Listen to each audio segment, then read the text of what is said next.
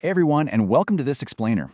If you're the kind of person who really loves to cut through the noise and just figure out how things actually work, well, you're in exactly the right place. Today, we're going to look way past all those endless buzzwords surrounding artificial intelligence, and we're going to focus on its absolute fundamental unit, the intelligent agent. Because whether it's that algorithm recommending your next favorite movie or a self-driving car navigating through crazy downtown traffic, intelligent agents are literally the invisible engines powering our modern world. So, let's get into it. Okay, let's dive right into this. Here is our roadmap for today. First, we'll meet the intelligent agent. Second, we'll look at the anatomy of an agent. Third, the types of AI agents. Fourth, real-world agent ecosystems. And finally, we'll wrap up with the challenges and the future. All right, Section 1. Meet the intelligent agent. Beyond the buzzwords. Let's define what sets true AI apart from the basic software we're all used to.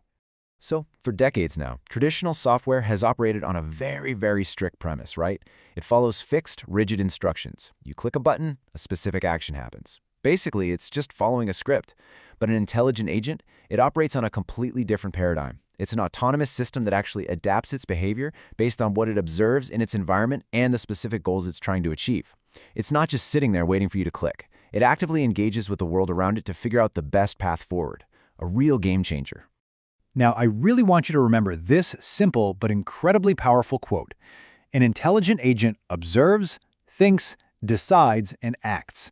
This four-step cycle is literally the beating heart of artificial intelligence. It's the core mechanism behind everything. We're talking from a spam filter sorting out your junk emails, to a chatbot answering a complex customer service question, all the way to a robotic arm assembling a car on a factory floor. They all rely on this continuous, unbroken loop of perceiving reality and taking action. Let's move on and see how this builds in Section 2, Anatomy of an Agent, the Perception Action Cycle. Honestly, the absolute best way to understand this is to think of it almost like a biological organism. So first, you have the environment. That's the world the agent lives in, whether that's a physical factory floor or a digital video game. Next, the agent needs sensors to collect information from that environment. Think of these exactly like our human eyes and ears. Then, all that data is fed into the agent program, which acts just like our brain, right? It analyzes the data and makes a decision. And finally, the agent uses its actuators. You can think of these as the arms, legs, or vocal cords of the AI. It uses them to actually take action and change its environment. And then, the whole cycle just repeats itself. To actually formalize this anatomy, AI engineers use something they call the PEAS framework. PEAS. Let's look at how this applies to an autonomous car. P is for performance measure. Basically, what is the goal? Here, it's safe driving, obeying traffic laws, and passenger comfort. E is the environment, so the roads, unpredictable pedestrians, sudden rainstorms, the whole shebang. A stands for actuators. That's the physical steering wheel, the brakes, the accelerator. And finally, S is for sensors, the cameras, LiDAR, and GPS that serve as the car's eyes and ears. Engineers meticulously map out all these PES behaviors before they ever write a single line of code. And this brilliantly illustrates our next concept, the rational agent. A really common misconception is that AI just has to be perfectly omniscient. But it doesn't. A rational agent simply chooses the best possible action expected to maximize its performance, based purely on the information it currently has. It's just like a human driver dealing with a blind spot. It doesn't choose the theoretically perfect action from a God's eye view. It makes the smartest, most rational choice given the data it actually has in that exact moment. Which brings us to Section 3, Types of AI Agents, Leveling Up Intelligence, because not all agents are created equal. Now, what's really interesting about this slide is how clearly it maps the evolution of machine intelligence. Up at the very top, you have the simple reflex agent. This guy, no memory, no goals. It just reacts. It's kind of like an automatic grocery store door. If it senses motion, it opens. If you stop moving, it stubbornly closes right on you. But as we move down the table, agents level up. They gain memory in the model-based tier. They start actively pursuing objectives in the goal-based tier. They learn to optimize their choices in the utility-based tier. And finally, they adapt entirely in the learning agent tier. To make this super concrete, let's look closer at the utility-based agent, because this is something you probably interact with every single day.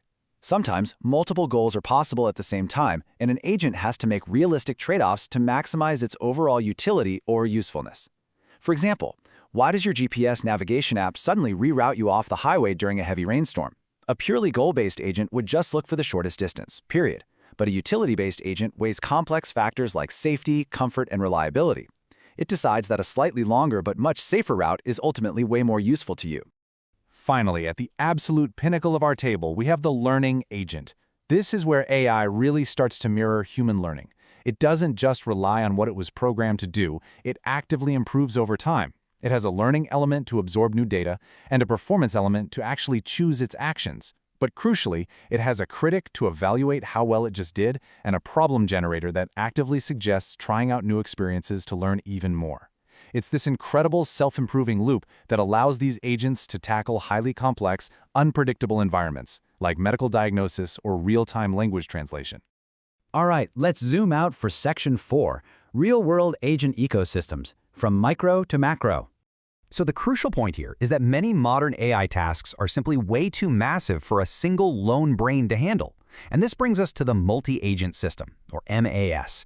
This is an environment where multiple intelligent agents are constantly interacting with one another. They might cooperate to lift a heavy object, they might compete against each other in a financial market simulation, or they might coordinate tightly to solve massive logistical puzzles. The true intelligence here emerges not just from the individual agents themselves, but from the complex network of their interactions. It's fascinating. And the scope of where these multi-agent ecosystems are being deployed right now is truly staggering. Just looking at manufacturing, you have networks of agents doing predictive maintenance right on the factory floor. They can sense a machine is about to fail before it actually happens and instantly coordinate a repair bot. Or in transportation, we're looking at the dawn of drone swarms and smart traffic grids that communicate with thousands of autonomous cars simultaneously to literally eliminate traffic jams. The potential for optimization across all these sectors is absolutely massive. Which brings us to our final section, Section 5, Challenges in the Future, Friction in the Ecosystem. Because as incredible as this tech is, we have to look at the roadblocks. The reality is that creating trustworthy, autonomous systems is incredibly difficult, and engineers face very real, very steep hurdles today. Safety and robustness are completely paramount. I mean, an agent just cannot fail when human lives are at stake. We also can't ignore the immense, frankly staggering energy consumption required to train and run these advanced learning agents. And finally, achieving reliable, long-term planning in an open, highly unpredictable real-world environment, well, that remains one of the toughest mathematical and engineering challenges in the entire field. Which leaves us with a final, provocative thought to wrap up today's explainer. We are currently undergoing a massive, fundamental shift toward agentic AI. These are systems that don't just answer our questions, but take multi-step actions on our behalf. So as these agents learn to seamlessly coordinate our physical and digital worlds, will they remain just our helpful assistants, or will they evolve to become our fully autonomous digital proxies, navigating the entire world for us? It is a genuinely fascinating question, and understanding the fundamental intelligent agents we've covered today is the very first step to finding the answer. Thank you so much for joining me to explore this topic. Keep learning, keep questioning, and I'll see you in the next explainer.